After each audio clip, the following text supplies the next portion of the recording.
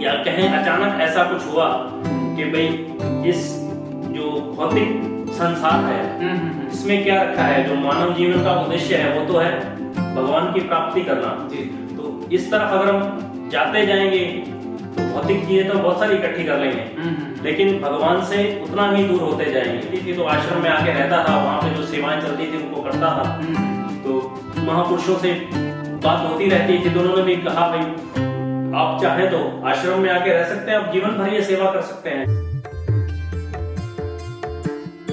सानी म प ग ग रे स नि स रे स रे नि स नि ध प म ग रे स म ग रे स रे नि स नि ध प म ग रे स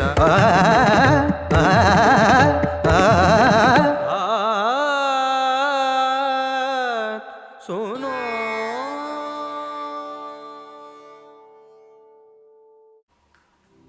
कभी कभार आपके मन में भी ये प्रश्न कौंधते होंगे कि जीवन का मतलब आखिर क्या है?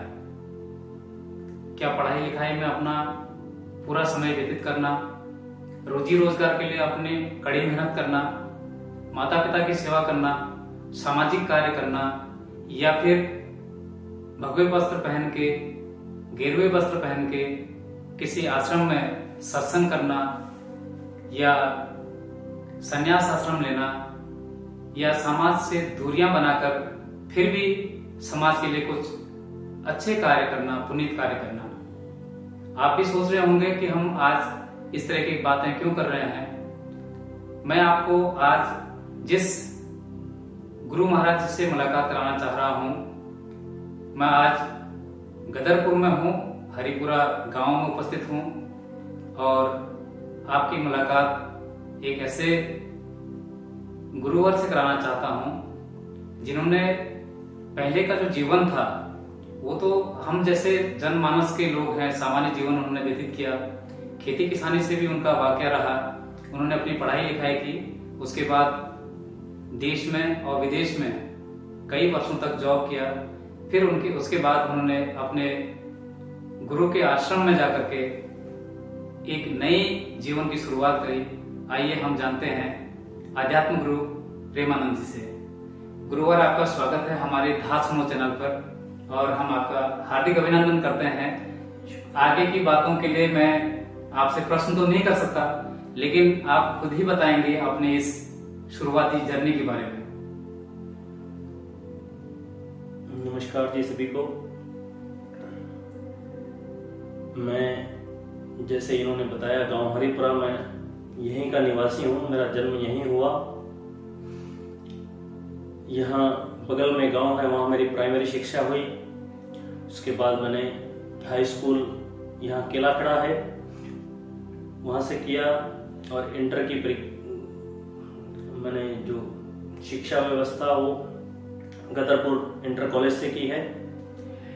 गदरपुर से इंटर करने के बाद, ये 1994 की बात है, उसके बाद मैंने नैनीताल पैडल पॉलिटेक्निक से 3 साल का डिप्लोमा भी किया इलेक्ट्रॉनिक्स एंड कम्युनिकेशन इंजीनियरिंग में।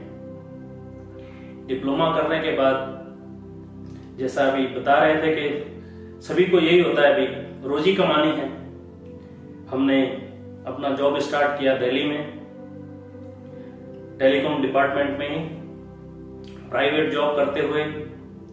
काफी समय बीत जाने के बाद जो आम प्रैक्टिस है, जो प्राइवेट जॉब करते हैं, वो जहां भी कुछ वैकेंसी निकलती है वहां अप्लाई करते रहते हैं, अपना प्रैक्टिस भी करते रहते हैं, और जहां भी।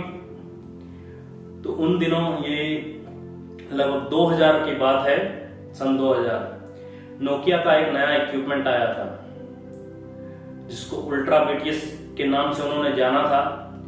हमें सौभाग्य मिला उस पर कुछ काम करने का, और जो आम प्रैक्टिस हमने बताया कि हर जगह जॉब ढूंढते रहना। तो एक टाइम्स ऑफ इंडिया में वैकेंसी निकली थी ऐसे लोगों की जो अल्ट्रा बीटीएस की जानकारी रखते हैं। तो वहां 2 वैकेंसियां निकली थी एक्चुअली, जो बाद में मेरे को पता चला, क्योंकि इक्विपमेंट नया था और जो उसमें ट्रेंड लोग थे वो अच्छी जॉब में पहले से थे, हमारी तरह हर तरफ नौकरी नहीं ढूंढ रहे थे। तो पूरे इंडिया में 2 जॉब निकालने के बाद एप्लीकेंट एक था अच्छा। और वो हम थे। तो हमारा सिलेक्शन होना ही था। नया इक्विपमेंट इंडिया में आया और सिर्फ एक ही आदमी जानता है ऐसा काम जिसको जॉब चाहिए। तो जैसे हम गांव में रहने वाले थे, पढ़ाई हमारी गांव से हुई थी, तो हमें इंग्लिश कम्युनिकेशन ज्यादा था नहीं, तो मेल पे ज्यादा क्वेश्चन पूछते थे, ईमेल भेजते थे, हम ईमेल रिप्लाई कर देते थे। ईमेल में किसी भी क्वेश्चन का आंसर देना बहुत आसान होता है, जो कि फेस टू फेस मुश्किल होता है।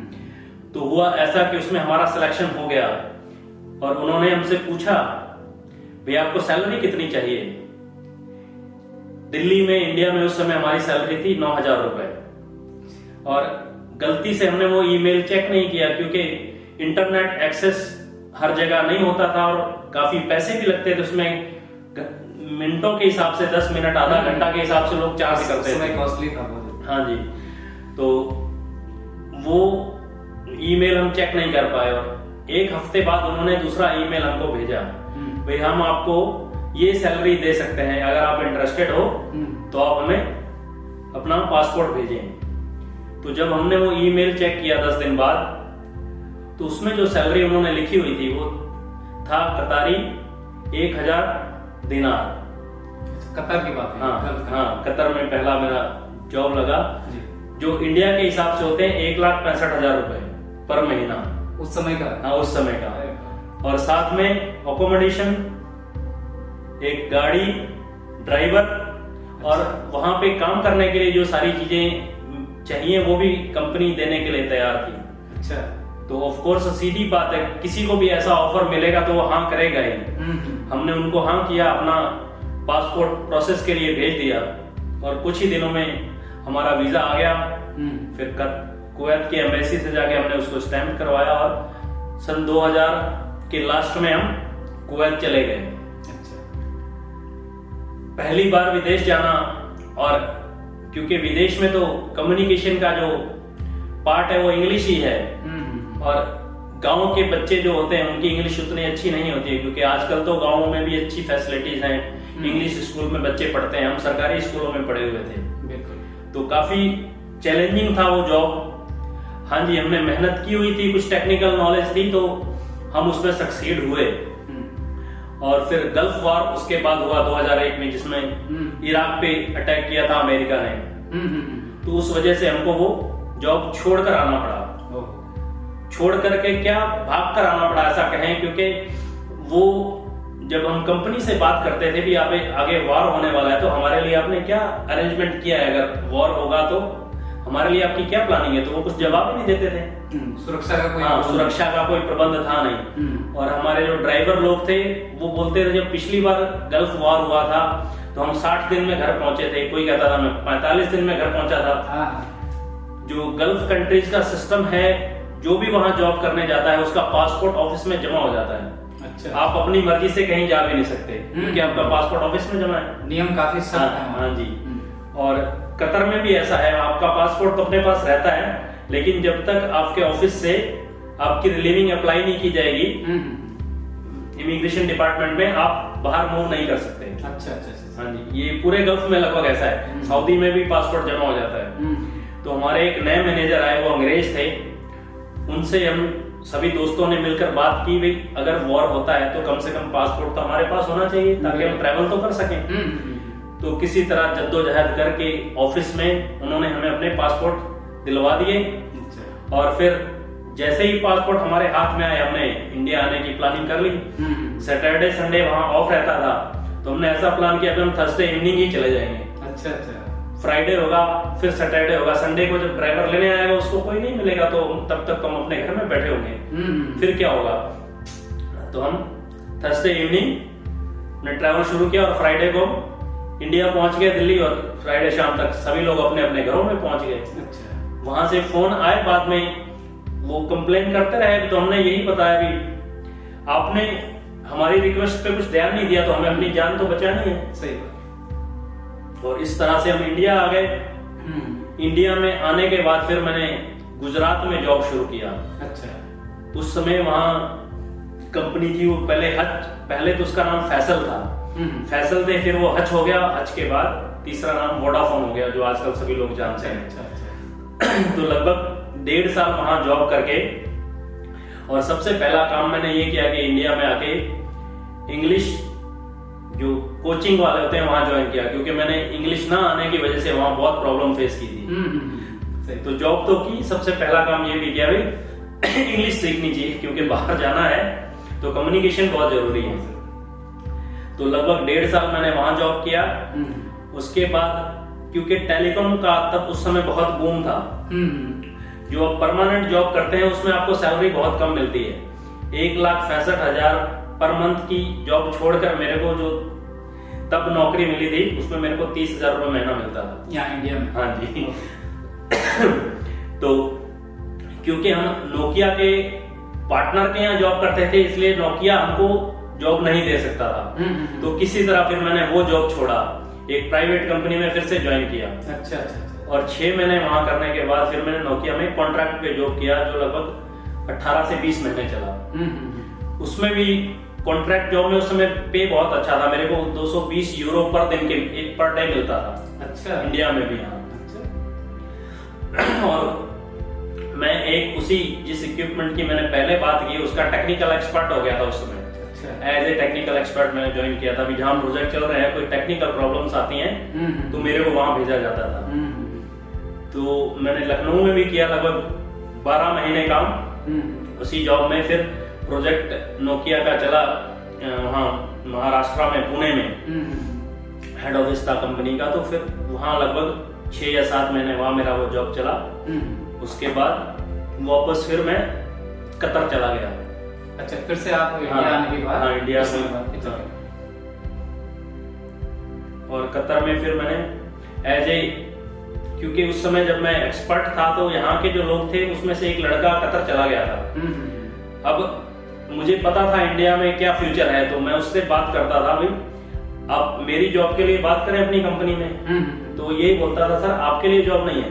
अच्छा। क्योंकि मेरी करंट पोजीशन जब वो हमारे अंडर में काम करता था उसको लगता था कि यहाँ आके सर क्या करेंगे, कि वो तो बहुत हाई लेवल का जॉब चाहिए, ऊंचे पोस्ट पे। हाँ, तो काफी दिनों बात करने के बाद मैंने उससे एक दिन कहा, आप ऐसा करो, आप अपने मैनेजर से मेरी बात करवाइए।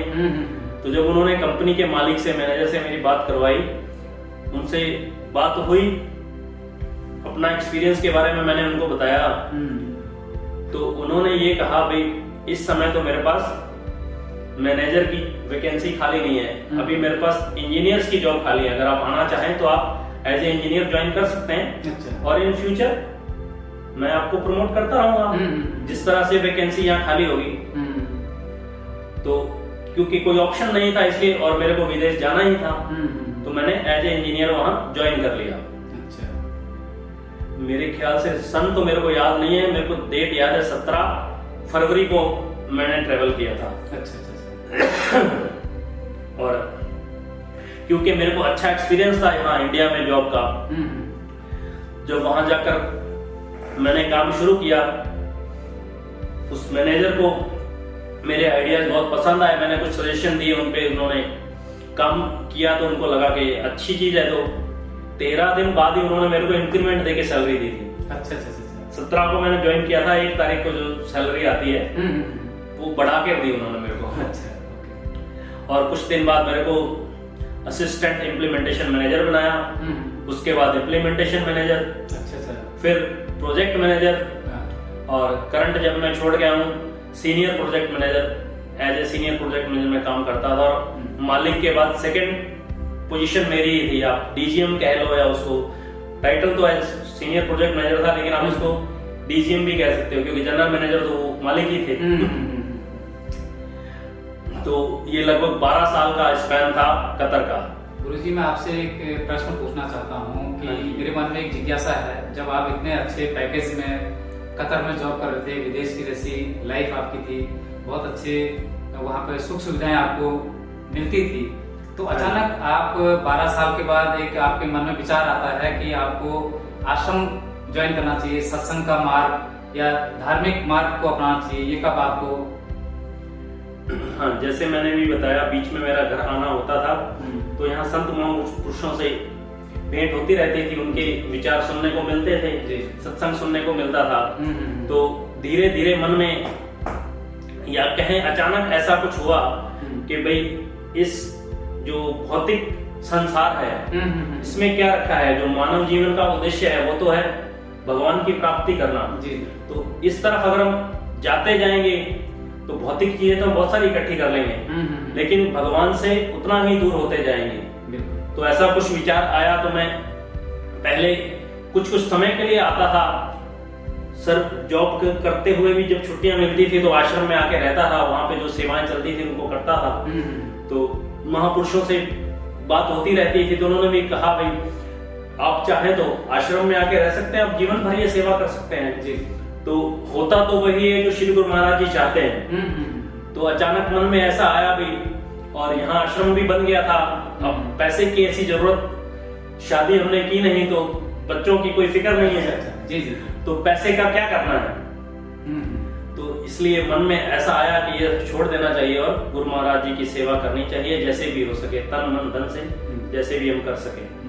तो फिर मैंने वो जॉब छोड़ दी और फतेहाबाद में आके आश्रम में रहने लगा और वहाँ सेवा करने लगा। जैसा कि गुरुजी ने हम सभी को बताया कि अपने पुरानी जो लाइफ है, जो स्टूडेंट लाइफ है, उसके बाद की जो जॉब वाली लाइफ है, विदेश की जिंदगी है, उसके बारे में सब चीज बताया। अब अगले भाग में हम गुरुजी से ये पूछना चाहेंगे कि जो इनके जो आश्रम की यात्रा है वो किस मकाम से शुरू हुई, अभी आप क्या वो करते हैं, किस तरीके की सामाजिक भागीदारी अभी भी आश्रम में रहते हुए आप निभाते हैं, इस सब चीज की जानकारी हम अगले एपिसोड में लेंगे। आप लोगों का धन्यवाद।